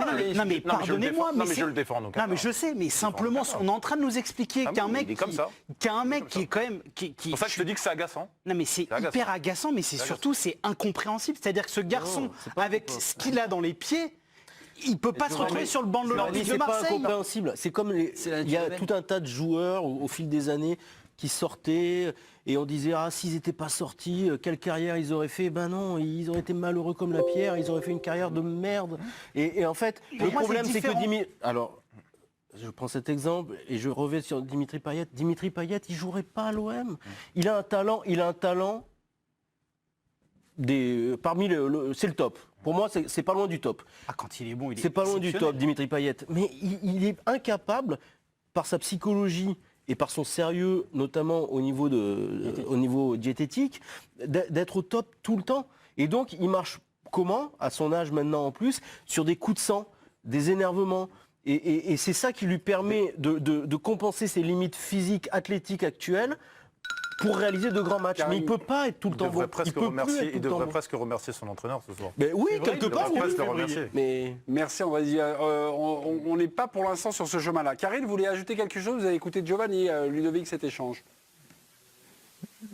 Oui, non mais je comprends que Giovanni déplore ce qu'est Dimitri Payet, mais c'est la carrière de Dimitri Payet qui est résumée dans le match de ce soir, c'est-à-dire que il n'est pas titulaire parce que effectivement son coach le pique. Il entre en jeu, il est vexé, il fait un petit numéro, il marque, et derrière il est quand même en train de bouder à la fin quand Thauvin lui donne pas le ballon et il rentre au vestiaire au lieu de fêter la victoire avec ses coéquipiers. Et c'est un artisan de la victoire parce que c'est lui qui marque le d'or. Mais malheureusement, c'est Dimitri Payet. Donc on peut le regretter, je le regretterai toujours et je ne serai jamais l'avocate de Dimitri Payet. Mais ce soir, dans un match, on a vu toute la panoplie et tout ce qu'est Dimitri Payet. Le meilleur, l'agaçant, le pire. Ok. Vous restez avec nous. On va revenir sur ce qui s'est passé du côté de l'Olympique de Marseille, pas pendant le match, mais avant le match, avec un mouvement de supporters, une centaine de supporters a fait une manifestation donc dans le viseur. C'était Jacques-Henri Hérault. Certains supporters de l'Olympique de Marseille sont excédés et exigent et demandent la démission du président Jacques-Henri Hérault. De Marseille à Paris, on y retourne. Conférence de presse de Mauricio Pochettino. Un partout donc pour son premier match. Écoutez Mauricio Pochettino. On est déçu de ce résultat car on voulait gagner bien sûr. Je pense qu'on s'est créé assez d'occasions en seconde période pour marquer, mais on n'a pas marqué et on n'a pas obtenu les 3 points. Mais il y a tout de même des choses très positives, même si bien sûr on doit améliorer nos performances et notre façon de jouer.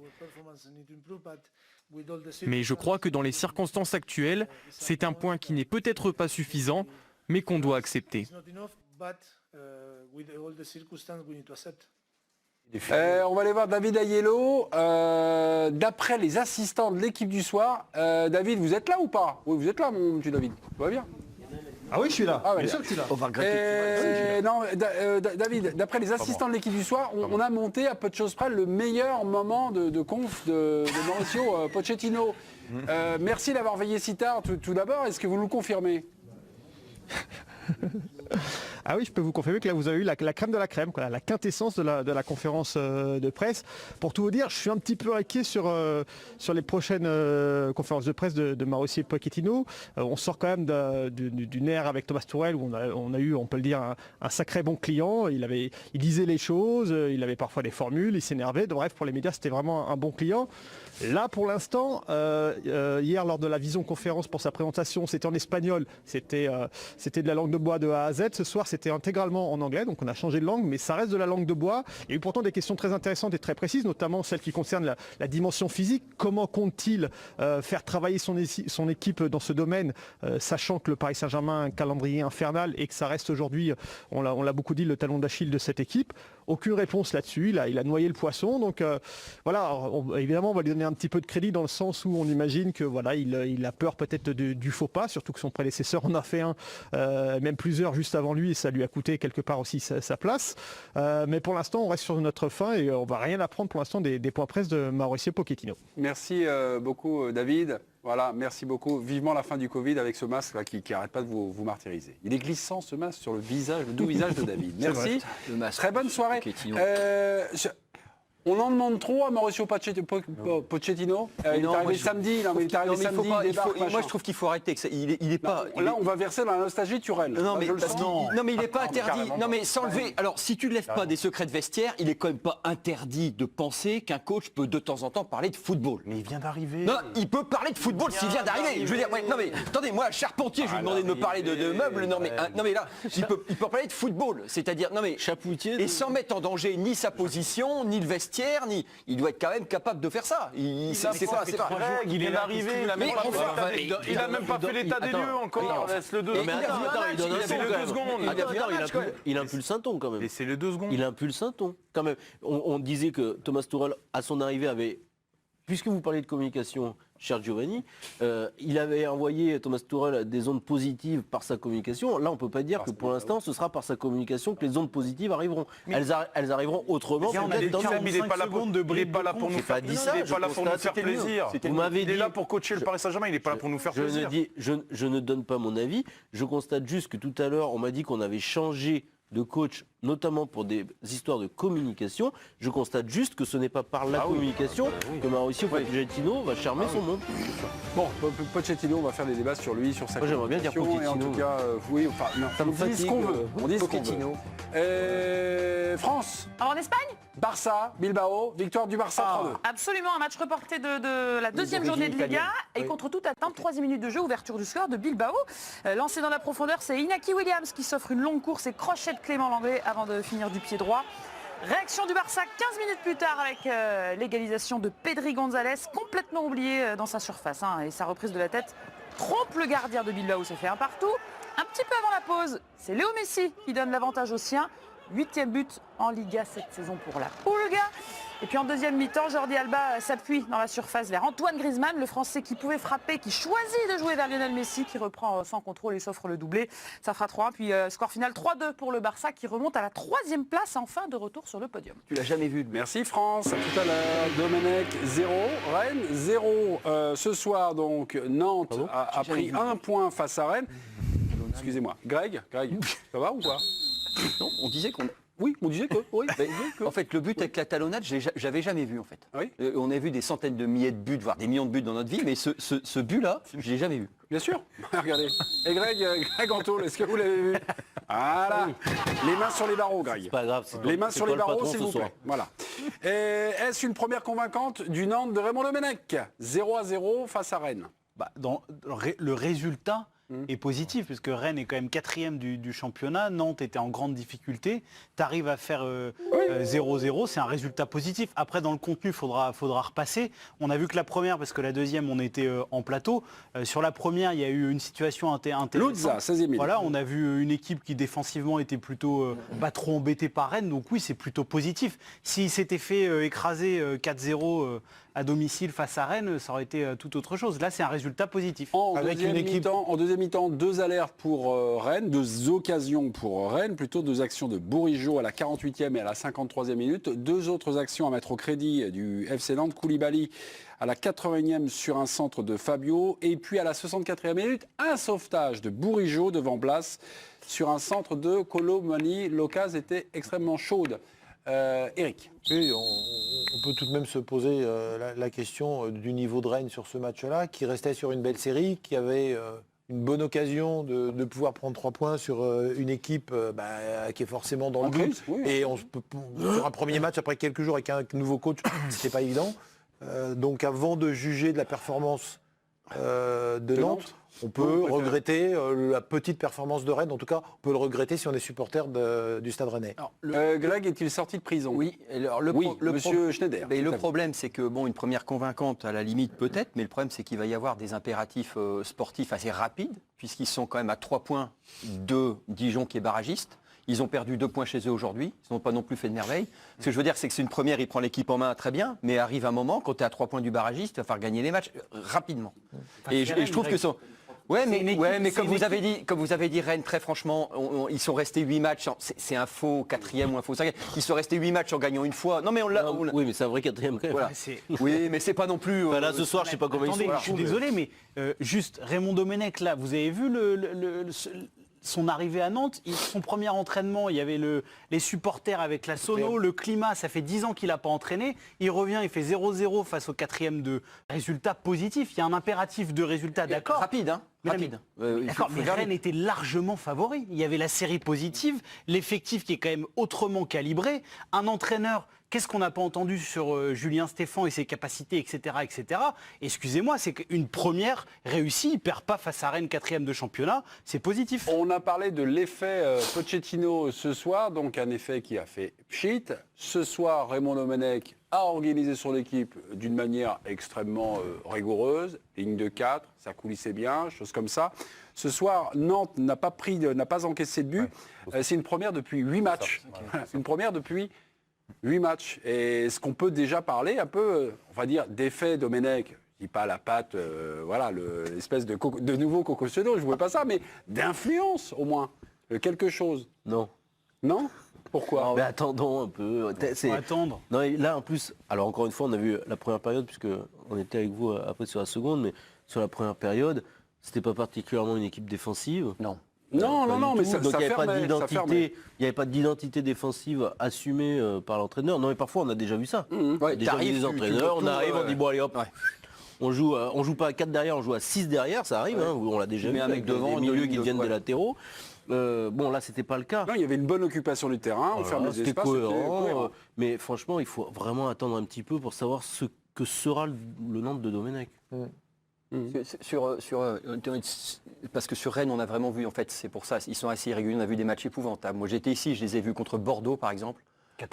C'était donc est-ce que c'était pas catastrophique? Ouais, mais est-ce que c'était pas voilà, sur Rennes, j'ai du mal en fait à mettre une jauge précise. Voilà. Donc après la jauge est difficile et effectivement, le match au Parc des Princes, il était affreux de Rennes, mais je veux dire quand même, quand tu prends factuellement, tu regardais le calendrier de Raymond Domenech, il a un calendrier compliqué d'attaquer par Rennes, il aurait pu prendre une déculottée à domicile. En fait, ça s'est pas complètement effondré comme on pouvait, comme un peu la fin de Gourcuff laisser un peu penser ça quand même. Non, je les ai vus catastrophiques quoi. Et là, c'était cohérent. Nantes perd une place comme ce soir au classement avec la victoire ce soir de Strasbourg. Les résultats, vous les voyez.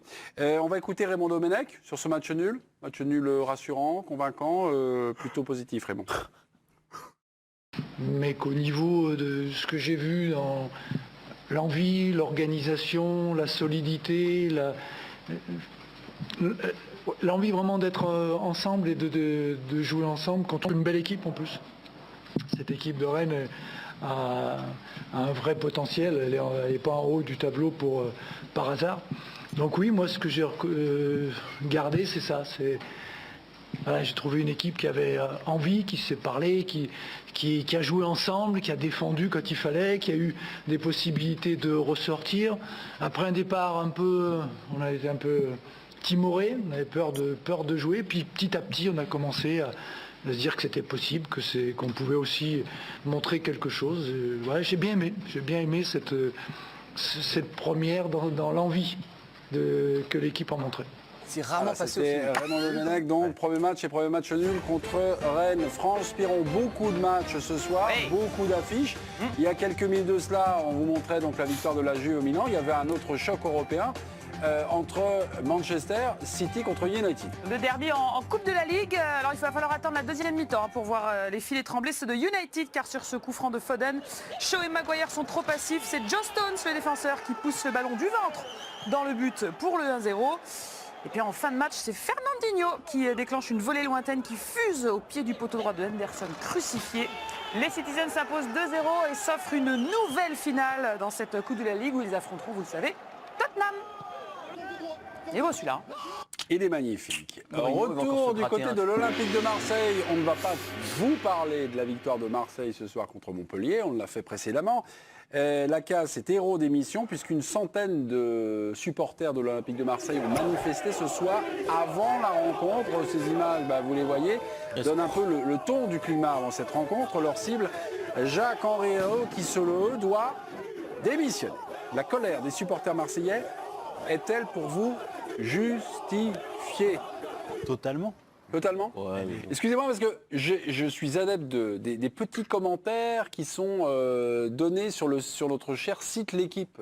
Et certains disaient, ça va, ils sont une centaine de supporters, on ne va pas non plus en faire, ils sont une centaine de fadas. Non, mais ils avaient bloqué le bus, il y a un petit mois quand j'y étais allé. Il y a quand même ce qu'on appelle un couvre-feu. Voilà, ouais. Non, mais ils avaient à quelle heure?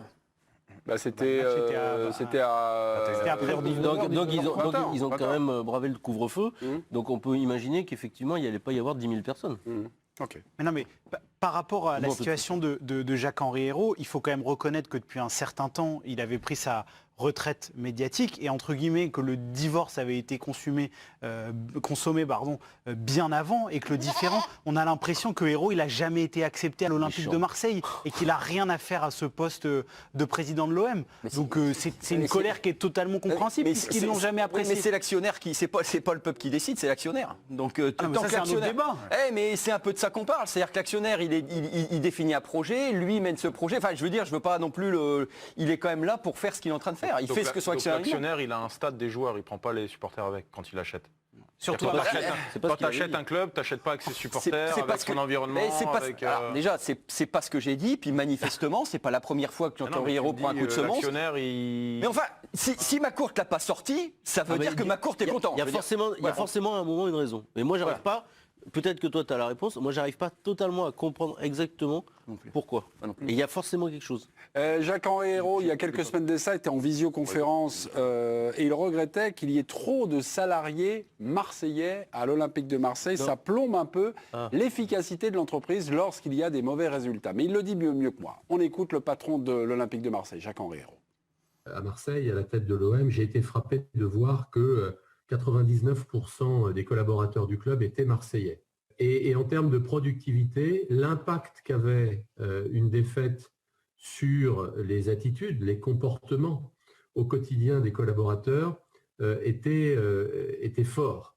Et ça ne va pas. La stratégie digitale de ce club, c'était une chaîne linéaire diffusée sur le câble et le satellite en France, qui s'appelait OMTV, avec des gens qui l'exploitaient, qui étaient fascinés du pouvoir et de l'influence qu'ils avaient l'impression d'avoir en présentant une émission en plateau.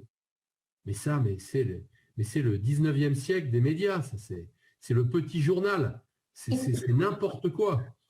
Karine Galli, vous avez fait référence lors de votre premier passage dans la première partie de l'équipe du soir à cet épisode médiatique, cette sortie médiatique de Jacques-Henri Hérault. Là, cette sortie-là, avec tout le tableau d'avant, est-ce que cette sortie-là, ça le condamne, mais alors définitivement auprès des centaines de supporters et même plus largement des Marseillais? Mais en fait, je pense que ça change pas grand-chose parce que je crois que ça a déjà été dit en plateau. Il n'y a jamais eu une histoire d'amour, une osmose entre Jacques-Henri Hérault et les supporters de l'OM ou avec Marseille plus globalement. Et depuis des années, parce que c'est pas depuis quelques mois, on se demande comment Jacques-Henri Hérault peut être encore en poste par rapport à ses résultats et par rapport à ce qui se passe en tant que président de l'Olympique de Marseille. Mais le seul qui a la réponse, c'est Franck McCourt. Et honnêtement, la situation pour lui, elle est plutôt facile parce que les stades, évidemment, sont à huis clos, donc le pouvoir de nuisance des supporters est quand même limité. Ce soir, c'était une centaine de supporters. C'était avant le couvre-feu, je tiens à le dire. C'était autour de 19h. Et il y a eu effectivement des supporters qui étaient présents devant la commanderie avant le dernier match de Ligue des Champions à domicile. Mais c'est pas terrible. Vous pouvez appeler des anciens présidents de l'OM ou des anciens entraîneurs de l'OM qui ont vécu bien pire, y compris des broncas et des coups de pression de la part des supporters. Donc Jacques-Henri Hérault, on l'a vu ce soir, à tous les buts, il était debout, il applaudissait, il était filmé par les caméras de télévision. Voilà, il n'a jamais été adopté par les Marseillais. Il quittera un jour son poste, bien évidemment, mais ça lui change pas grand-chose ce qui s'est passé ce soir. Bon, je ne sais pas si c'est très opportun de fêter les buts quand on est président de l'Olympique de Marseille. C'est de monter la ligne après Non, pour des résultats. Non, c'était une fin. Non, c'était une fin. Grégory, c'était une fin. Parce qu'on est très à la bourre. Je vous remercie. Et Karine, on vous embrasse. Merci beaucoup de ce complément d'information. Passez une bonne soirée. France Piron, désormais, la Coupe d'Espagne. De retour sur la chaîne Équipe avec une belle surprise. Hein. Ouh, une très belle surprise. Alors, c'est le deuxième tour de la Coupe d'Espagne qui se dispute cette semaine. L'affiche du soir, c'était le déplacement de l'Atlético Madrid sur la pelouse de Cornellà, club de Détroit espagnol. Et les Colchoneros, pourtant leaders en championnat, eh bien, ils se sont fait éliminé contre toute attente avec ses buts d'entrée de jeu d'Adrián Jiménez. L'Atlético Madrid sorti par une D3 comme l'an passé. La suite, ce sera demain soir à 21h avec Valence qui joue sur le terrain de Yeclano Deportivo. Et puis vendredi, il y aura également du Séville au programme. Yeclano. Retour rugby également cette semaine avec un match donc ce soir puisque nous avons passé minuit en top 14. Oui, le Loup qui restait sur 2 défaites d'affilée, qui s'est fait peur mais qui s'est finalement imposé face à Montpellier. 3-2. Ouverture du score de Doussin. Et puis ensuite, après une superbe passe de Pierre-Louis Barassi à l'image, c'est Jonathan Pélissier qui a inscrit le 2e essai lyonnais. Toujours en première mi-temps, Patrick Sobella récupère une belle passe après contact pour inscrire le 3e essai lyonnais entre les perches. Score final 24-20. C'est la victoire pour Lyon et c'est la défaite. Donc pour Montpellier, c'était la première, on le rappelle, de Philippe Saint-André qui a remplacé Xavier Garbajosa à la tête de Montpellier. Allez Philippe. Basket, Ligue des Champions cette semaine. Oui, on a vu la victoire de Cholet hier. Ce soir, c'est Dijon qui évoluait sur le parquet de Prague face à Nimburg. Duel au sommet face à la meilleure équipe de son championnat tchèque. Et la JDA a pris une petite fessée ce soir. Pourtant, ils étaient invaincus sur les matchs allés de la phase de poule. Ils auraient même pu se qualifier pour le 2e tour en cas de victoire ce soir. C'est raté pour Julien Axel et tous ses coéquipiers qui se sont fait bien tamponner. Défaite sévère 94-54. Prochain rendez-vous basket sur notre antenne cette fois. Soyez bien attentifs, ce sera ce week-end du basket féminin au programme. Ce sera samedi 16h30. Basketland face à Bourges. Ce sera le 500e match en Ligue féminine d'une certaine Céline Demer. Ok, le tirage au sort du beau cadeau du stade Vélodrome en miniature à gagner dans quelques minutes, mes petits. Ligue 1 Express, 18e journée de Ligue 1. On y va. Je vous avais dit chose promise, chose due. On va vous parler de tous vos clubs.